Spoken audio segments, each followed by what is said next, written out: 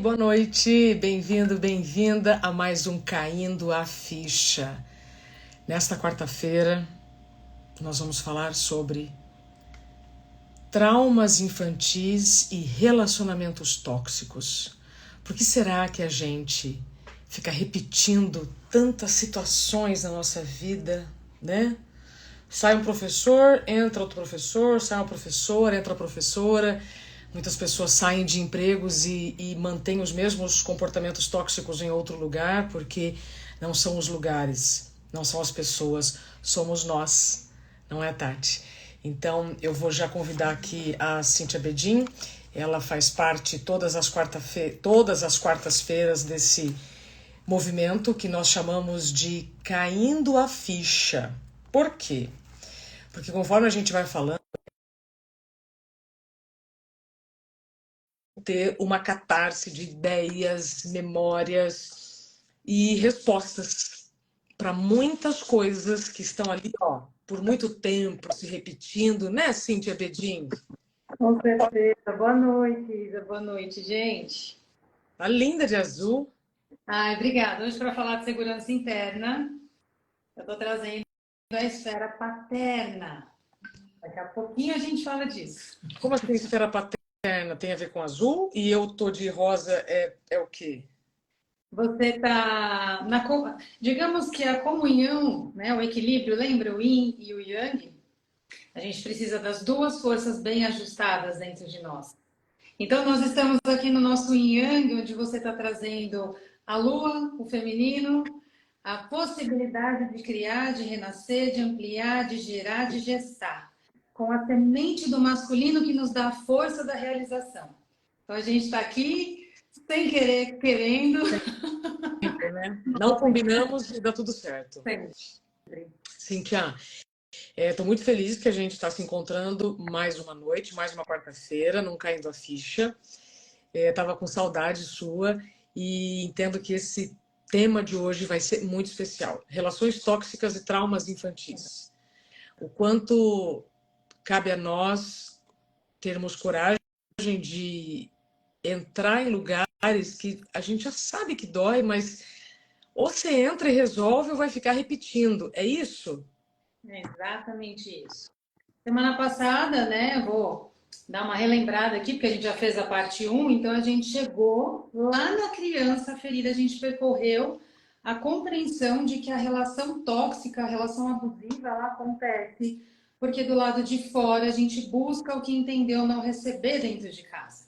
A gente segue numa busca como criança ainda ferida, pedindo para que nos vejam, nos acolham, nos deem um lugar. Toda criança quer se sentir vista, ela quer pertencer, ela quer sentir que é acolhida no ambiente ao qual pertence. E muitas vezes, quando essa criança está ferida, quando ela sente que existe ali algo que ela não recebeu dentro de casa, ela começa a buscar fora. Então, ela faz cada vez mais, alguém vai enxergar a força dessa pessoa e vai exigir dela cada vez mais. E isso vai entrar como uma naturalidade e essa pessoa nem vai perceber que está sofrendo algum tipo de abuso. Então, ela entrega cada vez mais e recebe internamente cada vez menos, porque ela não se reconhece, ela não se valida, ela não se apropriou da força e da capacidade que veio lá dos pais. É como se ela tivesse ficado cristalizada na infância. E aí a gente fez o exercício da criança interna e voltou para conversar com essa criança para que esse adulto de hoje possa dar colo e oferecer para essa criança tudo que ela não teve na infância. Dizendo que ele ou ela, adulto agora, é o responsável por gerar essa segurança, porque quando a gente sai da casa dos nossos pais, adivinha quem precisa ser o provedor da segurança interna? Nós, né? Então, nós levamos tudo que nós recebemos, independente do que aconteceu, da força daqueles que vieram antes. Nós fomos fazer isso a semana passada, então estou trazendo um resumo do que foi. Para quem não assistiu a live, está no YouTube, está aqui no Insta, porque a gente começou a falar disso lá e a gente diz que quando você permite uma situação, porque você ainda precisa do reconhecimento, só você pode fechar essa porta. Porque se você continuar permitindo, você vai continuar vivendo ciclos do abuso. E reconhecendo isso, a gente consegue fechar essa porta. Alô, mundo? Alô, mundo? Caiu uma ficha aqui. Quer dizer, então, que quando eu busco fora, nas relações profissionais, nas relações fora de casa, aquilo que eu gostaria de ter tido em casa, eu sempre vou entregar cada vez mais e vou receber cada vez menos. Como é que eu faço para inverter essa conta, Cíntia? Então, vou explicar para vocês que existem dois polos dentro de cada ser humano, o polo feminino e o polo masculino. A gente sempre fala sobre isso. Isso começa no nosso cérebro, né? Então, assim, a gente tem seguro de tudo, né, Isa? A gente tem seguro de carro, de casa, de incêndio, de não sei o quê, de tudo. E o seguro emocional? Onde será que ele mora? Nossa segurança emocional. Onde será que ela começa, né? Então, a pergunta aqui é: como que eu faço para me sentir seguro emocionalmente? Porque quando a gente busca a segurança interna, a gente começa a olhar para as nossas emoções. Então eu falo que o pilar da segurança interna, ela é o autoconhecimento, não tem como não ser, porque se você se conhece, se reconhece, você não vai ser auto-enganado pelo seu comportamento interno todas as vezes que aquela experiência se repetir.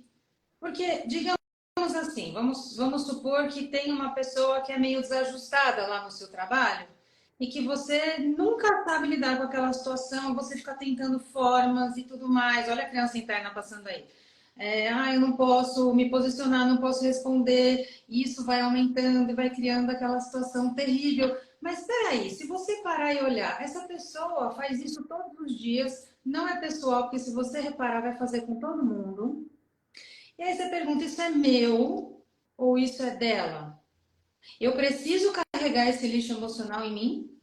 Então, quando eu percebo que isso é do outro, eu deixo com o outro. Eu não tenho obrigação de ir lá, consertar, dizer que está errado, que não deve ser daquele jeito. Eu apenas não me afeto. Isso é uma escolha, isso não é um sentimento, isso é uma escolha. Então, eu escolho não me afetar e assim eu protejo a minha emoção. Tá. Vamos por partes, Jack, que tem muita ficha caindo aqui. Nossa Senhora. Você falou sobre seguro emocional e a Juliana Tainski é uma médica extraordinária. Nós tivemos anteontem, né, Ju, numa palestra para um banco juntas, Cíntia, falando sobre defesas emocionais, o quanto a falta de gerenciamento do estresse afeta a nossa imunidade. E a Ju, depois eu preciso conectar vocês, tá? E ela usou na nossa palestra defesas emocionais. E agora você falou de seguro emocional. Então é isso, né?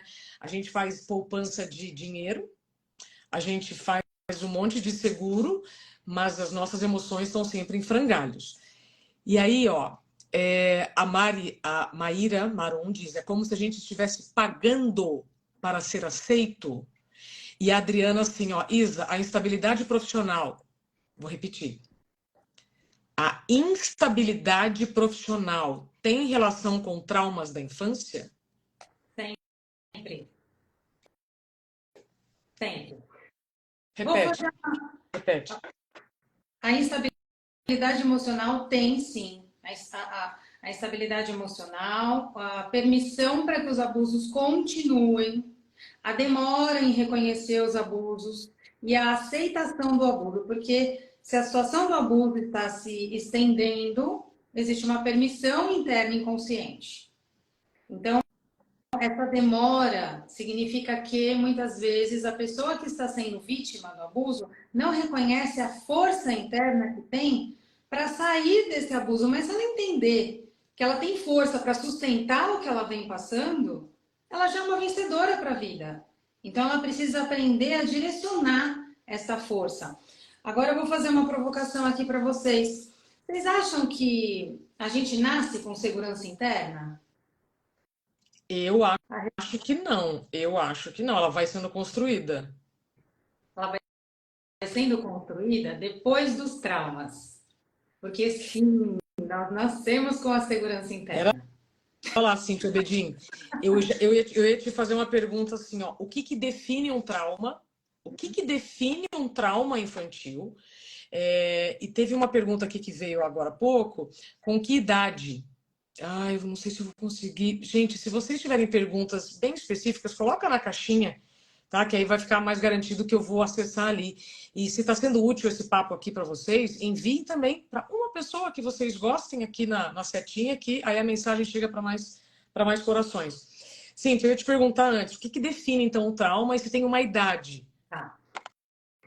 Tem muitas situações que podem ser traumáticas, muitas. Trauma é uma coisa que a gente vive quase todos os dias, Bela. Aconteceu um acidente de carro e eu me assustei. Não foi comigo. Eu presenciei, eu me assustei. Se isso acontece na infância, nós não somos pequenininhos, nós não dependemos da segurança dos nossos pais, isso é muito maior na infância. É um barulho interno muito maior na infância. Então, qualquer coisa pode ser trauma, né? Pode ser uma situação pequena, média ou grande. Não dá para definir exatamente o que vai ser trauma para cada um.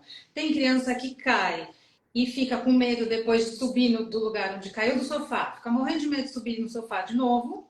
E tem criança que até curte cair e sobe de novo e se joga. Um dos meus filhos era assim.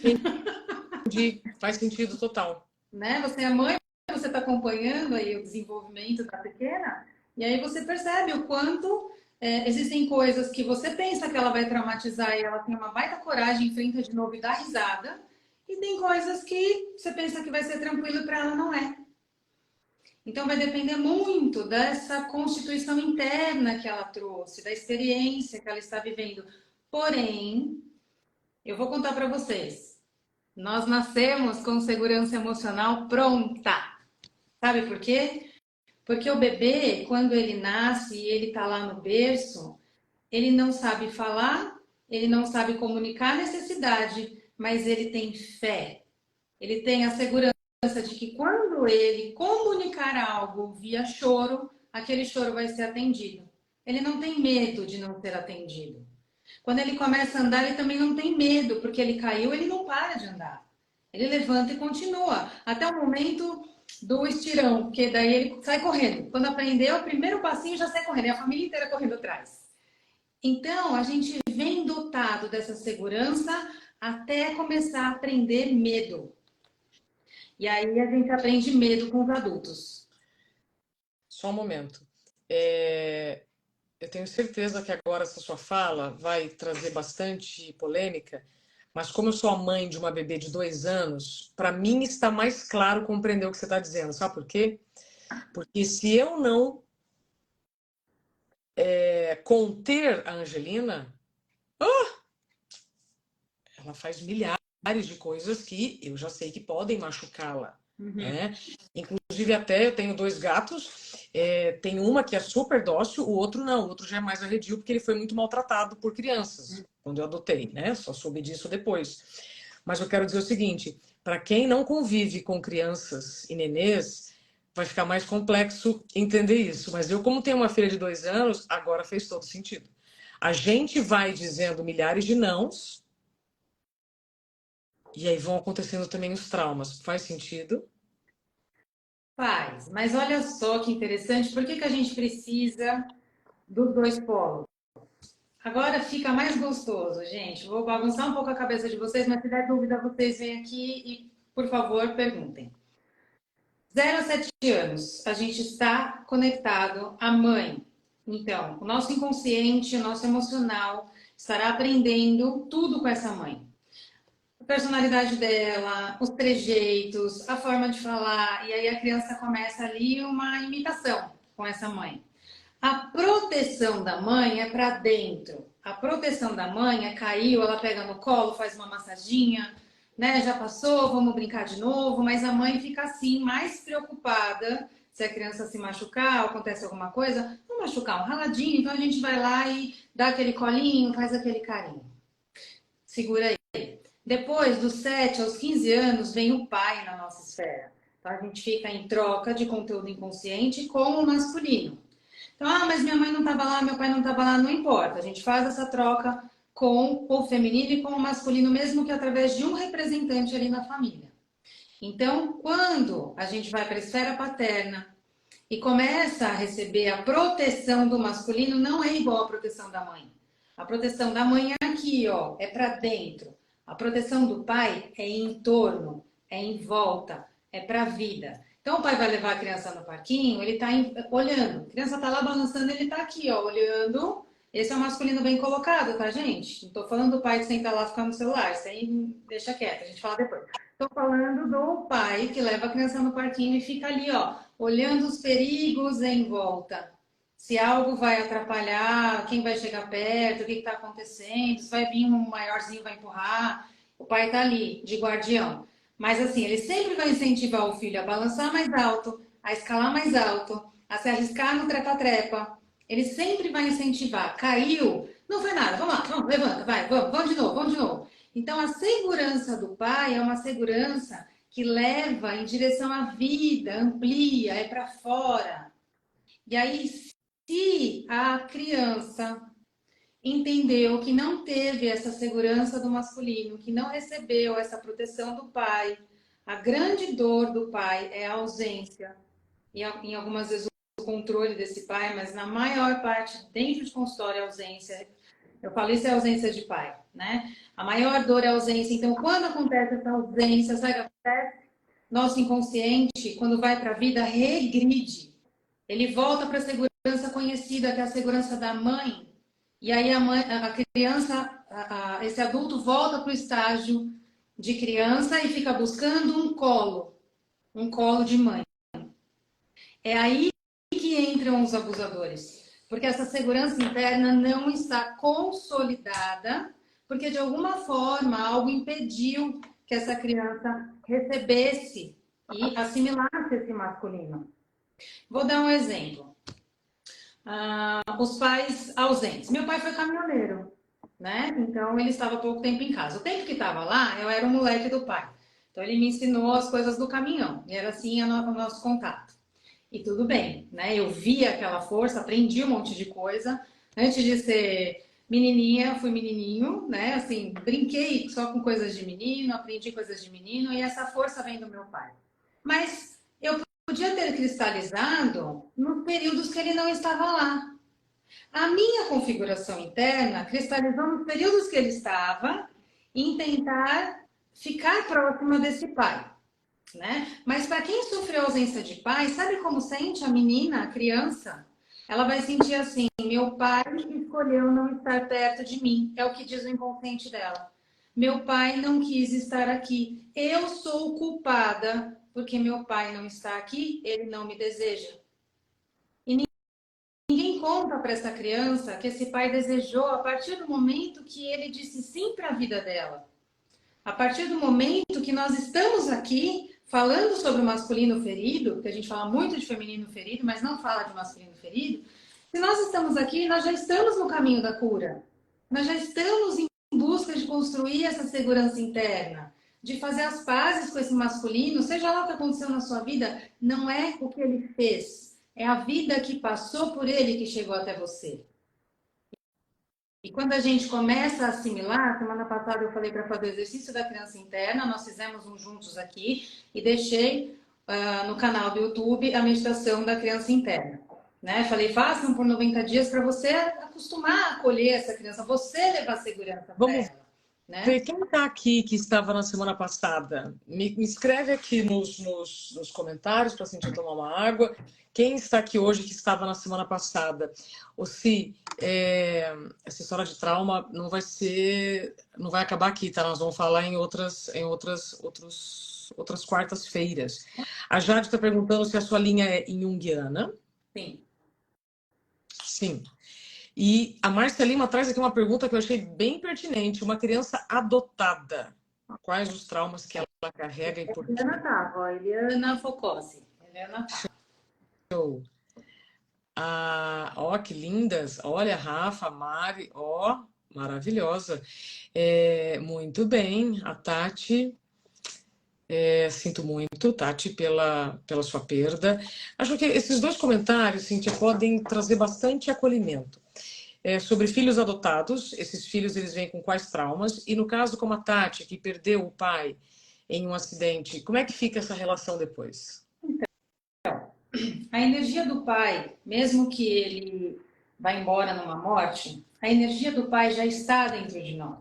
O que nós precisamos aprender é resgatar essa energia que está conectada à energia primária, lá da segurança do bebê. Então, quando eu começo a entender, ok, meu pai não está de corpo físico, mas onde ele está em mim? Porque quando ele não está aqui, eu preciso aprender uma conexão com esse pai dentro, porque ele é o grande representante do masculino em mim. Então, tem gente que gosta de saber as histórias, tem gente que se interessa em ter as fotos, tem gente que busca e tem gente que não quer olhar para isso. Eu atendo pessoas que não tiveram o pai presente por alguma situação, ou faleceu antes do nascimento, e algumas pessoas ainda não têm prontidão para olhar, porque dói muito. E quando a pessoa olha e começa a se abrir, ela começa a criar uma coragem, não é ausência de medo, é o quanto você age com o seu coração em direção à vida. O quanto você reforça para si mesma que você tem essa força, que essa força é sua. Então, a gente não se apropria daquilo que a gente tem, né? Então, mesmo perdendo o pai, essa força é dessa filha.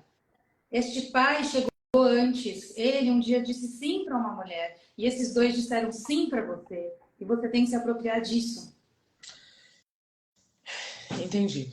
Cíntia, o que define um trauma? Você comentou sobre o susto, né? Eu me assustei, mas nem todo susto gera trauma. O que precisa para gerar um trauma? Precisa cristalizar um sentimento. Então, por exemplo, vamos pegar um trauma, uma situação, vou usar o acidente de carro, mas pode ser qualquer situação, tá? Abuso físico, qualquer situação. Então, é quando um sentimento acontece ali de uma forma que ele fica cristalizado. Então, é uma paralisação naquele sentimento. Então, o teu inconsciente, ele faz uma trinca. Ele é um cristal, um vaso de cristal, ele fez uma trinca. Estou tentando explicar sem termos técnicos para ficar mais fácil, tá? Então, imaginem que cada vez que acontece uma situação que a criança começa a se afastar, o pai batia, ou a mãe batia. Então, essa criança começa a entender que ela não pode confiar nesses pais. Esses pais deveriam protegê-la e não estão fazendo, ou pior, ela confunde este abuso com amor. E quando ela vai para a vida, ela busca, adivinha o quê? Companheiros ou companheiras que façam o mesmo. Porque ela entendeu que isso é amor. E aí ela precisa entender que ela normalizou uma coisa que não é normal. Já outras acostumou-se com o abuso. Já outras pessoas passaram por um trauma, então elas se afastam de relacionamentos ou elas não querem repetir a história dos pais e daí trabalharam muito para sair da casa dos pais, que escolhem estar sozinhas, mas quando vão para a terapia descobrem que sim, elas podem resgatar a força dos pais e não o que fizeram. A gente mistura tudo, né? A gente mistura, a gente entende que os nossos pais são o que eles fizeram. Eles não são o que eles fizeram. Eles são o masculino e o feminino, homem e mulher, comuns em aprendizado. A questão é que Jung fala algo assim: quando a criança chega no seio familiar, ela entende que a mãe é a mãe terra. Então, ela conecta essa mãe como se a mãe fosse a deusa terra. E o pai é o Deus. Então, a criança tem essa conexão de divindade com os seus pais, e conforme ela vai crescendo, ela chega no momento da frustração, que é compreender que esses pais não são os heróis que ela imaginava. No momento que cai a capa do super-herói e da super-heroína, essa criança pode tomar um choque, mas esse choque vai fazer ela entender a realidade dos fatos, que são um homem e uma mulher comum, que trouxeram ela até a vida e que tá tudo bem, são seres humanos e normais, assim como ela. Isso explica aquela fase da rebeldia, Cíntia? Caiu uma ficha aqui. É por isso que é como se os pais fossem os piores do mundo, e na verdade eles são seres humanos São crianças como você, como já disse, Legião Urbana. E se você ainda não assistiu o meu episódio com a Cíntia, em que eu canto, eu e a Cíntia, a gente canta Legião Urbana, a música Pais e Filhos, vale a pena. Tá lá no YouTube, é o Interioriza Cíntia Bedin. Você culpa seus pais por tudo. Isso é um absurdo. São crianças como você. Nossa, total sentido, sim. Né? Então, a criança, o adolescente, chegou aos 15, lembra? Esfera paterna, até os 15. Completou 15, vai para a vida. E para ir para a vida, ele precisa se rebelar. Ele precisa transgredir o que os pais deram para poder saber quem ele é.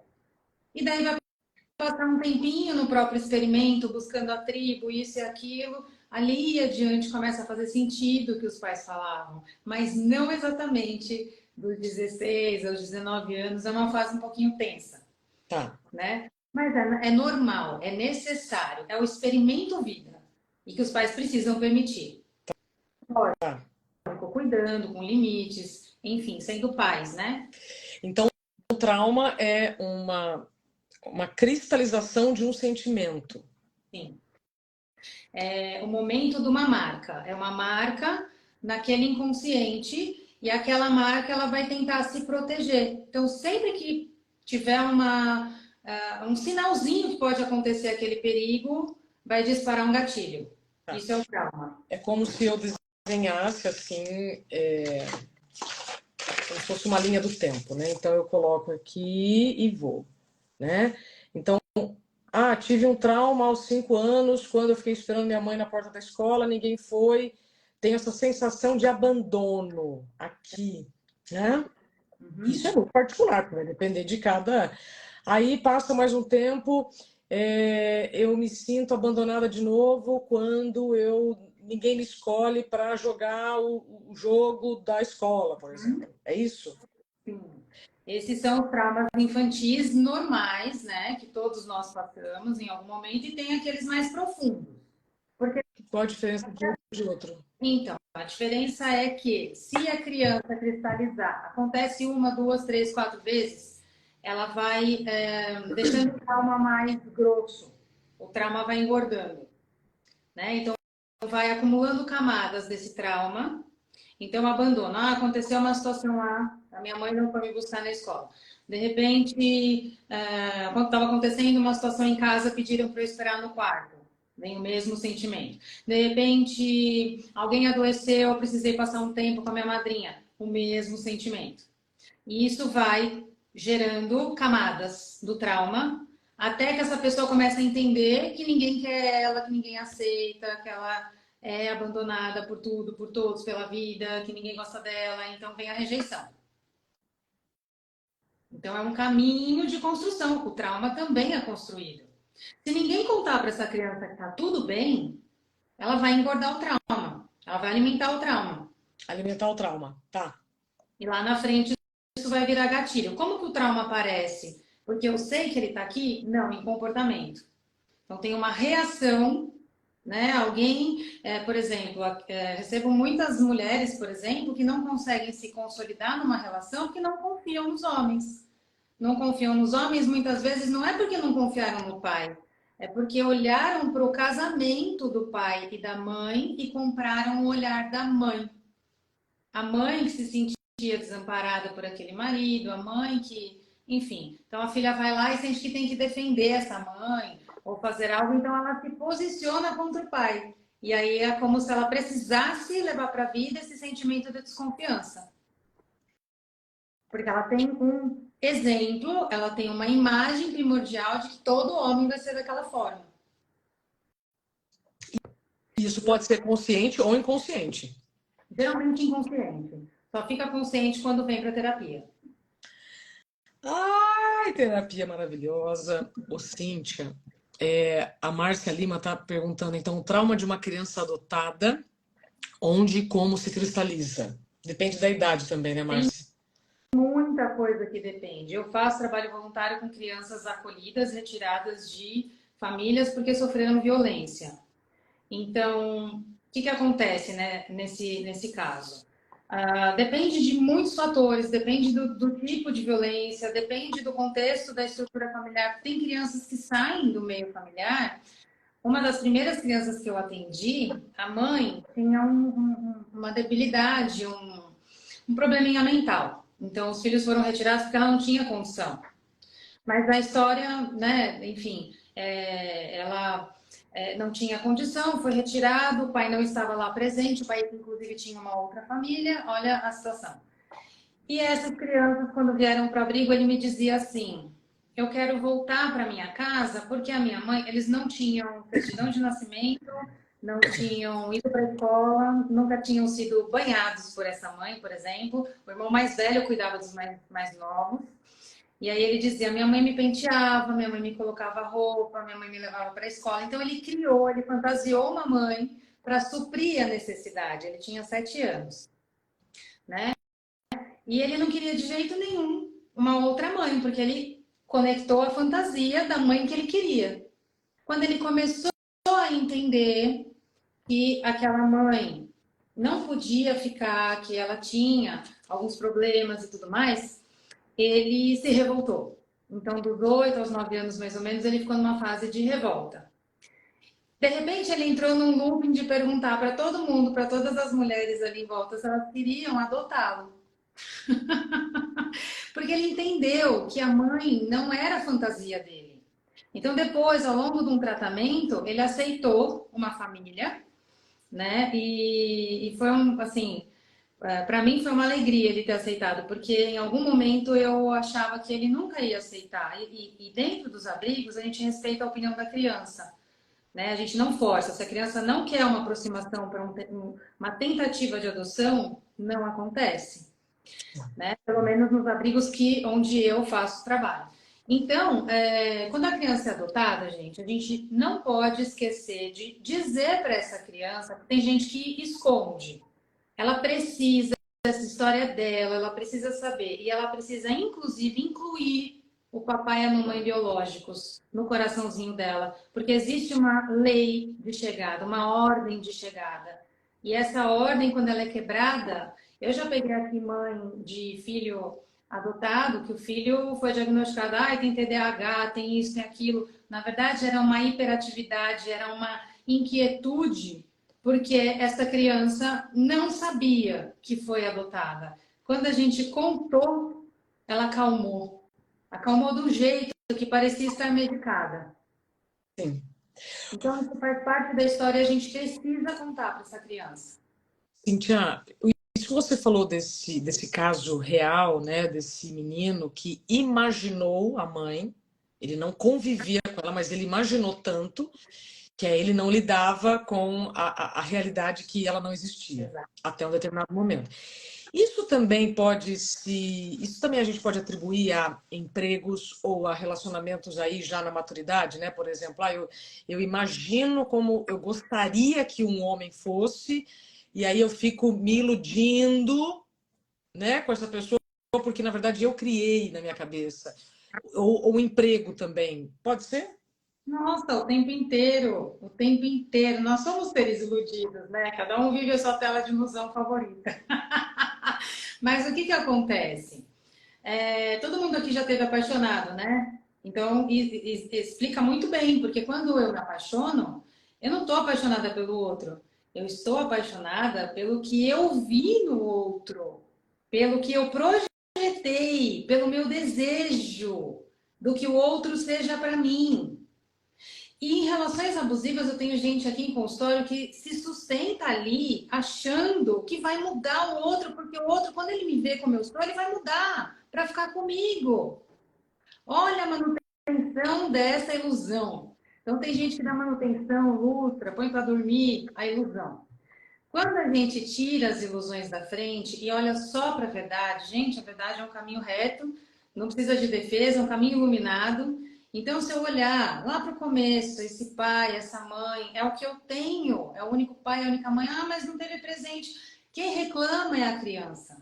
Quem chora por algo que não teve a criança. Quando você estrutura a sua segurança interna, você sai mais rapidamente da ilusão. Você começa a se conectar com a verdade do outro, porque você aceita que o outro é o que ele é, não é o que você quer.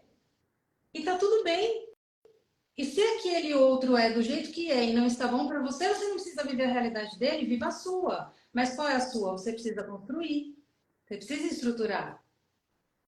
Cintia, o Ibrahim, que está aqui com a gente, está aqui todas as quartas-feiras. Obrigado, Ibrahim Martins. Isso pode ter relação com o emprego ideal, né? Sempre. Porque tem gente que olha para uma empresa, ah, eu vou estar lá, um dia eu vou estar lá, olha aquele grupo incrível, isso e aquilo, e um dia chega lá e se frustra terrivelmente. A pessoa tem vontade de sumir, porque quando ela vê, não é nada do que ela pensou que fosse. E o mais curioso é que ela não, assim, ela não se conecta, às vezes passa uma informação, olha, não é tudo isso, olha, já trabalhei ali, olha, e ela não tá nem aí, ela cria uma obsessão com aquilo. Mas é bom saber da força que você tem, porque se você chegou num lugar desse e agora está insatisfeito, pega essa força e coloque em outro caminho.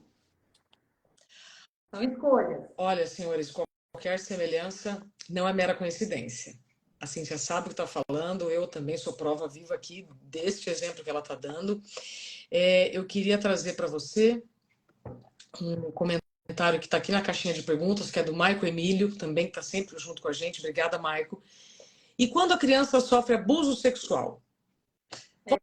Vamos falar sobre a questão do abuso sexual, porque isso é gravíssimo, é muito mais comum do que a gente pode imaginar, muito mais comum, e os danos são muito prolongados, né? Até que a pessoa comece realmente a fazer terapia e limpar isso, ter coragem, né, de limpar. Sim. Esse abuso, ele é uma invasão, como os outros abusos, né? Mas esse abuso, ele é uma quebra do tempo, da pureza da criança, né? Isso é muito comum desde que eu abri meu consultório, faz mais de 20 anos que eu atendo casos dessa natureza, e são os casos que eu mais atendi, porque realmente é muito comum e a gente precisa dar luz a isso, a gente precisa falar disso para inibir cada vez mais, a gente precisa ensinar a criança. Inclusive, eu vou dar uma dica aqui para os adultos, tá? Conversem com seus filhos. A partir dos 3 anos, essa conversa já é possível. Tipos de toque. 3 anos? Se você entende que com 2 aninhos já dá para ter uma conversa, mas com 3 ele já vai entender, ela já vai entender. Tipos de toque. Pergunte para a criança. Vamos brincar de falar como que é o toque de cada um. Como que é o toque da mamãe? Ela faz carinho, ela dá beijinho, ela dá abraço. Isso a gente chama de toque legal. Aí tem o toque ruim, que é o empurrão, puxão de cabelo, beliscão. Esse é o toque ruim. E tem o toque proibido. E o toque proibido, ele acontece, já viu na praia que as pessoas usam o biquíni, né? As mulheres o biquíni e os homens usam a sunga. Nesse lugar, as pessoas não enxergam o que tem ali embaixo, porque a gente protege. É uma região mais vulnerável, a gente tem que proteger. Então, nessa região é o toque proibido. Se por um acaso alguém fizer esse toque ou já fez, você precisa contar para a mamãe e para o papai. Tá, gente? Então fica a dica, porque as crianças não contam quando isso acontece por medo de punição. Elas são compradas, geralmente. Tá? Elas são compradas. Então, assim, olha, é entendido que é um gesto de amor. Então a criança também começa a entender que isso é um afeto, e aí começa a despertar sensações na criança, porque toda criança tem sexualidade, não é igual a do adulto, mas toda criança tem. E você, quando vê uma criança que passou por isso, ela se sente culpada pelo que ela está sentindo, porque ela não está madura para sentir o que está acontecendo no corpo dela, tá? Então, assim, a criança vítima de abuso, ela precisa de acolhimento e ela vai precisar de um contato de confiança. Então, ela vai precisar de um adulto, ou dos pais, ou de quem for que estiver acolhendo essa criança, criar uma esfera de proteção e segurança que não seja sufocante, mas que dê a ela a condição dela constituir essa segurança interna. E aí, não dá para falar por todas as crianças, né? Cada uma funciona de uma forma diferente. Mas é muito importante que a gente consiga levar essa criança em segurança até a vida, para que ela não tenha medo da vida. Que ela entenda que aquilo que aconteceu é daquela pessoa e que ela não precisa voltar lá e que ela não precisa permitir novos abusos. Então a gente leva a luz e precisamos levar, porque o que acontece? A gente tem muita gente traumatizada nesse sentido, porque ninguém contou para a criança que isso era errado. Ninguém disse para essa criança que a pessoa merecia, não merece a atenção dela, ela não tem que ficar perto dessa pessoa, ela tem que se afastar, né? E às vezes a criança não tem voz. A criança conta alguma coisa e os adultos, ela tá brincando, isso não é nada, é besteira de criança. Pelo amor de Deus, gente, se tiver uma reclamação de uma criança, escutem. Se você tiver dúvida, pede para te contar 2, 3, 4 vezes. Mas não deixa de acolher, porque os traumas infantis, eles acontecem em muitos casos porque os adultos são inconscientes. Eles não estão presentes com eles, portanto, não estão presentes com a criança. Desculpa a força da palavra. Alô, mundo. Eu vou pedir para a Cíntia repetir, tá? Essa ficha foi bem pesada. Pode repetir, Cíntia, por favor? Estão pedindo aqui. Eu nem lembro o que eu falei por último, mas muitos pais não têm consciência do que os filhos estão dizendo, porque falta presença entre os pais e os filhos. Aí muitas coisas que os filhos falam, o pai acha que é bobagem, e na verdade, numa daquelas bobagens pode ser um abuso que está rolando. Exato. Então, prestem atenção nas crianças, porque quanto mais você se conhecer, tá vendo? A gente nunca perde por ter autoconhecimento. Quanto mais você se conhece, quanto mais você se estrutura, quanto mais você está presente para si mesmo, mais você estará presente para a criança. Tem uma outra situação que acontece, que não é só do abuso sexual consumado. Hoje, os pais não percebem o que os filhos estão vendo na internet. E muitas vezes a criança vê uma cena que não está adequada para a idade e aquilo é suficiente para gerar um trauma, sim, como se tivesse acontecido com ela. Vou dar um exemplo mais próximo que é o meu. Quando eu era criança, eu soube de uma situação de abuso com vizinhos que foram embora, né? Voltaram para o país deles, eles eram pequenininhos, estavam comigo no prezinho. E eles fugiram, então eles sumiram e minha mãe teve que me explicar o que aconteceu. Pois bem, peguei para mim a dor, como se tivesse acontecido comigo.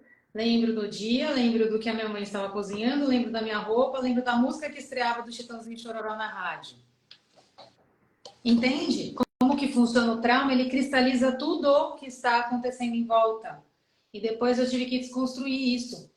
Mas isso também me deu base depois para entender o que as outras crianças que chegaram em consultório vítimas de abuso sentiram. Então nada é perdido, tá, gente? Mas de qualquer forma, a ideia é prestem atenção nas suas crianças. Viu?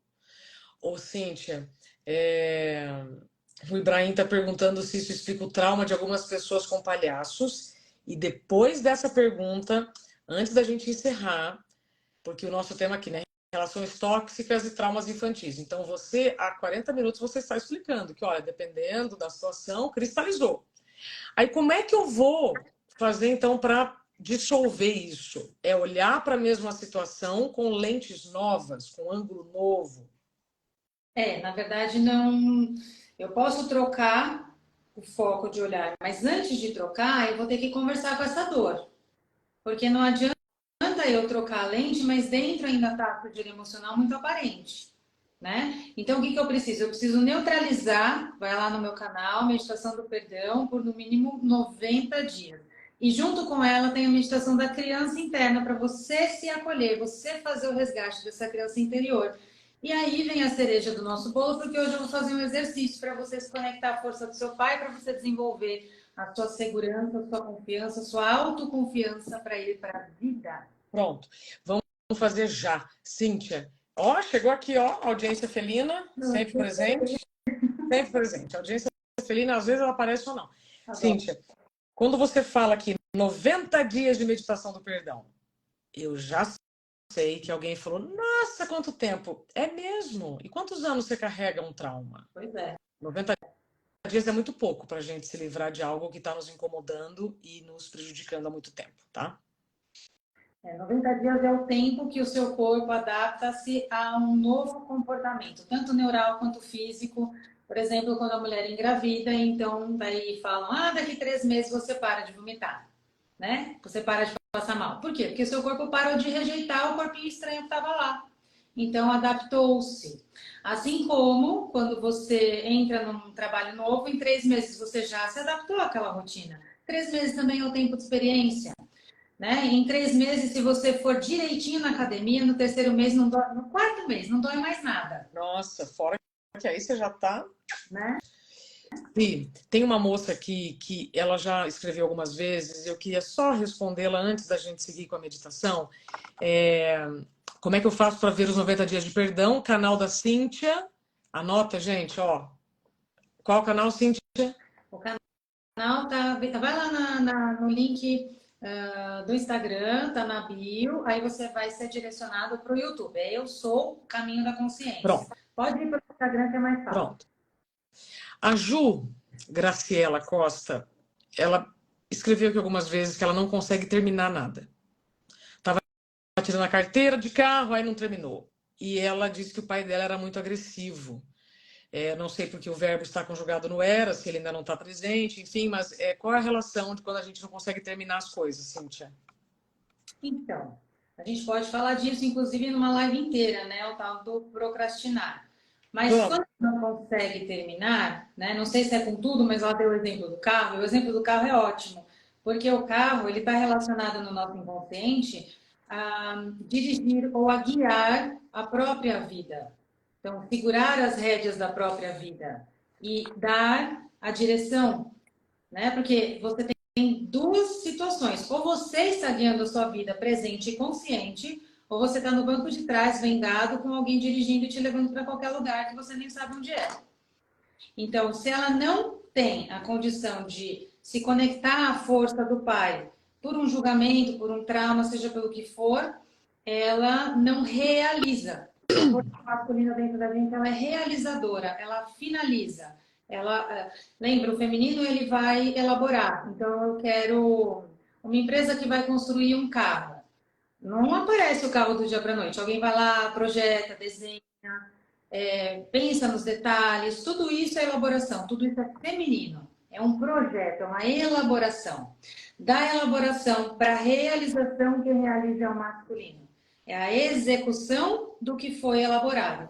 Então, o feminino e o masculino, eles precisam e eles devem estar alinhados. E a gente aprende esse feminino e esse masculino com a nossa mãe, com o nosso pai, que são as nossas referências de força interna. Então, se a turma é boa de começar projeto e não consegue finalizar, é porque está faltando o masculino aí. Tá faltando pai. Tá faltando pai. Ai, nossa senhora! Vocês entenderam? Aqui caiu uma ficha gigantesca. Pois é. O pai tá ausente. É a força masculina. E além de estar ausente, está sendo julgado por essa pessoa que sentiu a ausência do pai. E não se conecta a essa energia. Aliás, quando se conecta, tem tanto medo de se conectar que fica agressivo. Ó, 3 sintomas de ausência de pai: medo, ressentimento e agressividade. Muito bem, Cíntia. Acho que por hoje já foi suficiente. Vamos para a meditação? Bora lá? Então, vamos lá, gente. Vocês estão confortáveis aí? Fiquem confortáveis, numa posição confortável. Eu vou pedir para vocês fazerem uma respiração profunda. Se vocês gostarem, depois eu gravo e jogo ela lá no YouTube, tá? Essa aqui é um exercício de buscar o pai dentro da gente. Então, vamos lá. Vamos fazer esse exercício de conexão com esse pai, né? Com essa ancestralidade masculina. Então, eu vou pedir para você deixar aquele juiz interno sentadinho na cadeira. Faz uma respiração profunda, pode ser de olhos abertos ou fechados. E se coloque em uma posição confortável. E eu gostaria que agora você visualizasse o seu pai na sua frente.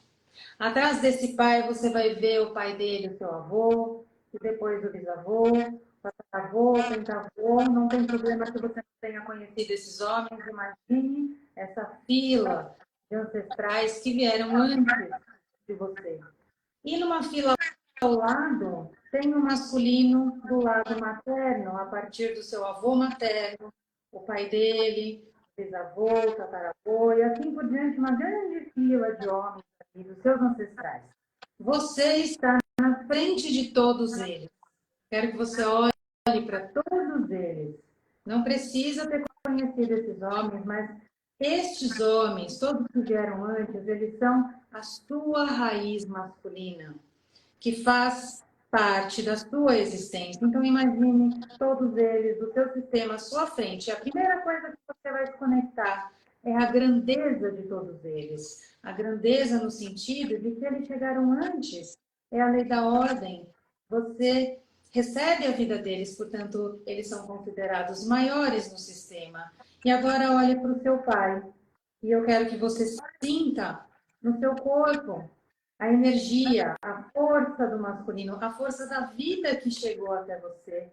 Mesmo que você não tenha conhecido esse pai, convivido com ele, mas olhe para além dele, olhe para os seus avós e olhe para a força de todos eles. Lembre agora se eles eram imigrantes ou pessoas da roça, trabalhavam em lavoura, quem eram essas pessoas? Olhe para a força desse masculino dentro de todas essas pessoas.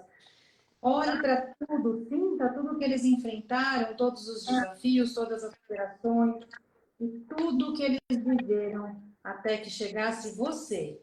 E tudo que você recebe é a força que vem deles. A sua vida contém essa força. Respire profundamente. Agora eu gostaria que você olhasse para o seu pai e diga a ele: meu pai, eu vejo você. E agora eu reconheço que um dia, unido à minha mãe, você me trouxe até a minha vida. Eu retiro agora de qualquer julgamento que eu tenha feito contra você, porque a única verdade desse momento foi que um dia você disse sim para a minha vida e, portanto, eu estou aqui. E agora eu digo sim para você. Eu digo sim para a força da vida que você me deu. Eu olho para todos vocês, meus ancestrais, e eu digo sim. Respirem fundo, respirem esse sim. E digam: eu respeito a história do destino de vocês. Respire mais uma vez e diga: sim, eu vejo vocês. Sinto muito se em algum momento eu excluí vocês do meu coração. Sinto muito se em algum momento eu julguei vocês. Sinto muito se eu não olhei para vocês como deveria e não percebi a falta que me fizeram ou ainda me fazem. Eu sinto muito porque alguns de vocês foram embora e parte de mim se sentiu abandonado, desprotegido. E por isso eu tentei ser forte, mas agora eu sei. Sei que eu posso confiar no sagrado masculino, porque vocês moram em mim. Eu sei que eu faço parte de vocês. E eu deixo vocês com a escolha de cada um de vocês e me concentro apenas na vida que eu recebi a partir de vocês. Eu saio da posição do julgamento, aceitando a minha vida com gratidão. Sou pequena diante da grandeza do sagrado masculino. E eu me abro agora para aceitar essa força em mim e trilhar para a vida com confiança e coragem em busca da minha realização. Eu agradeço a todos vocês que a partir de agora caminham comigo no meu coração. Se você sentir que deve, faça uma reverência, abaixando um pouco a sua cabeça e recebendo a bênção da vida de todos esses homens. Respire fundo e afirme: agora eu estou livre para receber em mim a força do masculino e confiar nessa luz. E assim assuma agora as rédeas da minha vida. A partir de agora, eu olho para a minha segurança interna e para a realização da minha vida. Gratidão, meu Pai. Respirem fundo, sintam como que é fazer esse movimento, se apropriem dessa força, tomem essa energia para si e voltem no tempo de vocês. Obrigada, Si. Eu que agradeço. Começou a doer esse lado aqui, ó. É grave, doutora? Não, não é grave, não. Na verdade, quando a gente faz o desbloqueio, né, da energia do masculino, a gente sente no corpo essa movimentação, né? Então, a cabeça, ela está relacionada aos superiores, né? Ela está relacionada aquilo que está acima, aquilo que eu me curvo para receber a energia, né? Então, esse exercício, ele é um exercício que pode ser feito se vocês quiserem diariamente, vai ficar gravado aqui. Se vocês quiserem, eu posso também fazer uma gravação dele e jogar lá no YouTube, tá? Porque esse exercício, ele é a conexão com o masculino, com o sagrado masculino dentro de nós, né? Porque a gente entende, a gente teve uma distorção, né? Entendendo que as mulheres tinham que combater os homens, para ter os direitos iguais, é que a gente não fala disso, a gente fala da energia vem desse pai e dessa mãe, a gente fala da aceitação, porque tudo que passa por nós deve ser visto, compreendido, e se não tá bom, a gente escolhe de novo, nós somos livres. Somos. Somos livres. A Ju, que tinha comentado, né, sobre a questão do terminar a carteira de motorista ou não, Ju, que a Cíntia trouxe de exemplo é muito interessante, né? Até que ponto você segue sozinha, dirigindo agora a sua própria vida, vai ficar gravada. E, Cíntia, eu acho que vale a pena você fazer um especial, né? Todos nós, de alguma maneira, temos alguma coisa com o pai que fica mal resolvida até a gente ter coragem de lidar na terapia. E eu não estou falando só com o pai, estou falando com pai e mãe, mas neste caso específico com o pai, porque tem pais presentes que são ausentes, tem pais ausentes que são muito presentes, não tem regra, né? Ui, o Ibrahim pede parte 2. Cíntia, eu lembrei que na semana que vem, a quarta-feira é véspera de feriado. Eu vou estar viajando. E você? Não sei onde eu estarei. Mas se é véspera de feriado, o pessoal vai estar se movimentando para outros lugares, né? Então a gente pode pular, não tem problema. Mas aí vocês voltem, façam os exercícios, tem a parte 1, quem não assistiu vai lá, tem bastante material aqui já para vocês brincarem um pouquinho de neutralizando, porque a ideia principal é que vocês usem esse material. A gente prepara ele com muito carinho para trazer aqui todas as quartas-feiras, né? E quem não assistiu a semana passada, vale muito a pena ver de novo. Vale a pena ver de novo. Como quarta-feira, então, nós não faremos, vale a pena você repetir esse exercício. E, de novo, tá, gente? A cura está em nós. A Cíntia trouxe numa live anterior uma frase que eu quero tatuar. A cura está embutida na dor. A cura está embutida na dor. Toda dor é um convite. E para resolver alguma coisa, se você quiser, né? Cíntia, muito obrigada pelo seu tempo. Mais uma vez, nós nos colocamos como instrumento e eu tenho certeza que foi muito especial. Quem quiser acompanhar a Cíntia aqui no Instagram, terapeuta Cíntia Bedin. No YouTube, dentro do próprio Instagram, você encontra o link que te leva para o YouTube. Último recado, Cíntia.